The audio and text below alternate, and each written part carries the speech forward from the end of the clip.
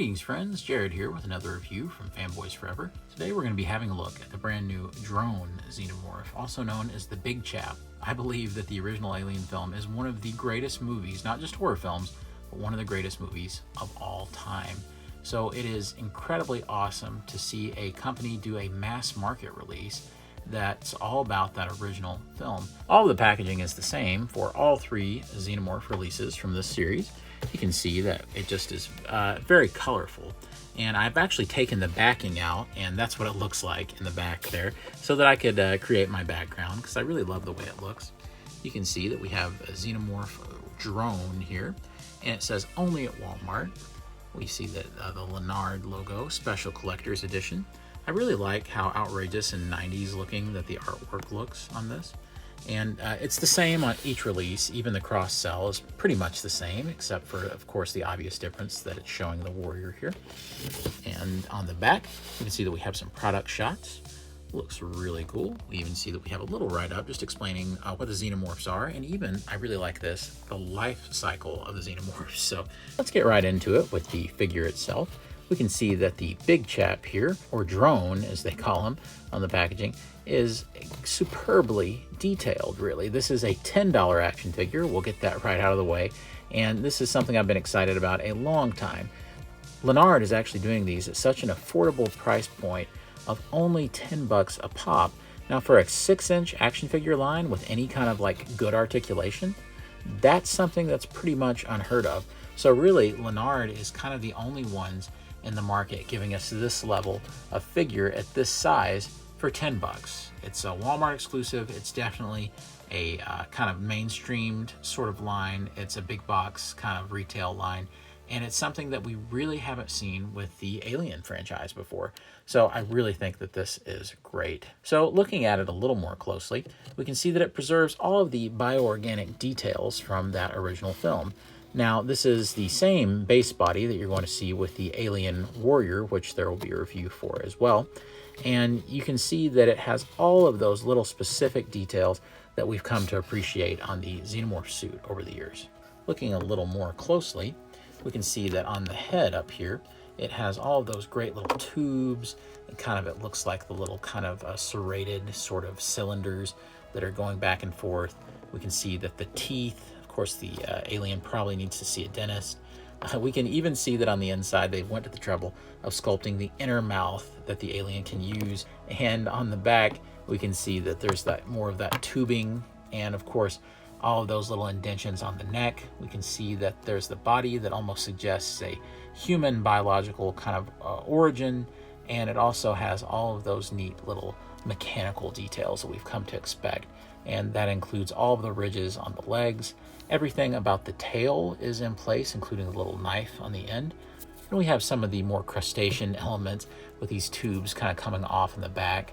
And we also get all the little details on the feet, the big alien shoes, as it were. I guess you could call these alien shoes, as it were. And even the bottoms, really no detail has been spared. And Lanard almost competes with some of the big boys when it comes to at least accounting for all of the details. Now, of course, it's not going to be to the level of fidelity that you might see from a NECA or something like that, but really the amount of detail and the consideration for it is really second to none here. And something that you will see though, and this is, I'm sure, a sacrifice that you have to make when you're dealing with a mass market line versus a collector's line.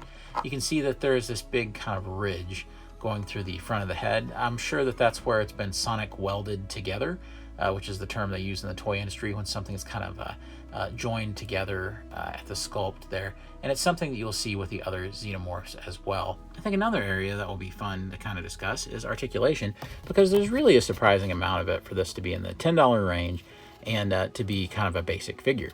Really, the head can swivel all the way around. You can see that the jaw opens up very well and very wide. We can see there's hinges at the shoulders, which actually go way up, and I think you could probably push it even more, so he can go way up. He can sing, perhaps. It looks like he's in a Broadway musical of some sort. We can go all the way around. It just kind of curves out with the actual sculpt. We can see that we have full rotation at the elbow. The elbow has a single joint, so you can get about that much. It's not too bad. There's a ball joint here at the wrist with full rotation and plenty of room to kind of angle it different ways if you'd like. You can get this where he scares Captain Dallas half to death. It always scared me quite a bit. And down here we have a terrific diaphragm joint. So you can go way low. You can go pretty far back too. So I actually think this is a very, very useful joint.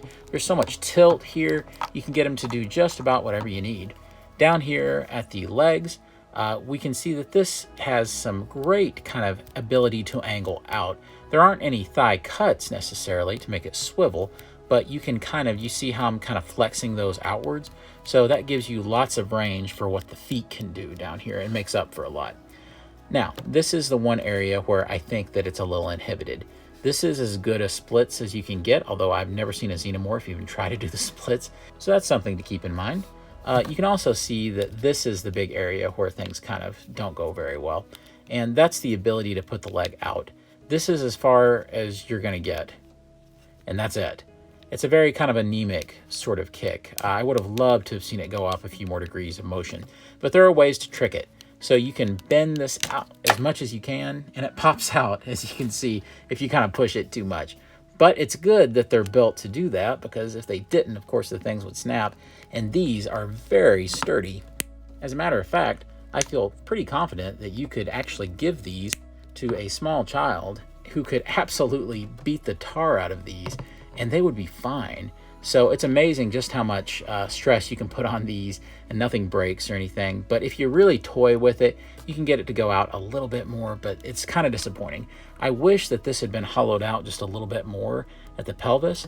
That would have given you a little more range, because that's all you can do. Down here at the knee, you can actually get just a single joint, but it has a really pretty good bend. It's even over 90 degrees. So I actually think that that's fairly significant, and I think that's about all you need. Down here at the ankle, we can see that there isn't a whole lot going on. It's kind of on a ball, and so you can kind of rotate it in different ways, just a little bit, but there's not very much give. As a matter of fact, even putting the legs out like this much, there we go, that's actually pretty decent. So it's enough to do poses like that. If you want to go any wider, there's no way to get it flat-footed. So I think it does exactly what it needs to do. And for this level, $10. I mean, to have a figure of this size, there's no way that you could expect too much more in terms of articulation. As a matter of fact, probably shouldn't have even expected what it got. So I think that's really impressive. We can see that in terms of accessories, he does come with one really cool accessory. You can see it's the giant alien egg from the original film. All of the great dry brushing on here is just fantastic. And I love kind of the sculpted texture of the egg itself. You can see that that even follows through a little bit onto the inside. And there's a great paint fade here with the red up here, kind of orangey look. I just think it looks awesome. So that is great. And fitting on the inside of it very well is the awesome face hugger accessory. So this thing is sculpted so well, and it could rival any company's sculpted interpretation at this scale, I think. And it is a little flexible. So you can get a little bit of this action right here. So you could coil it around another figure if you wanted to.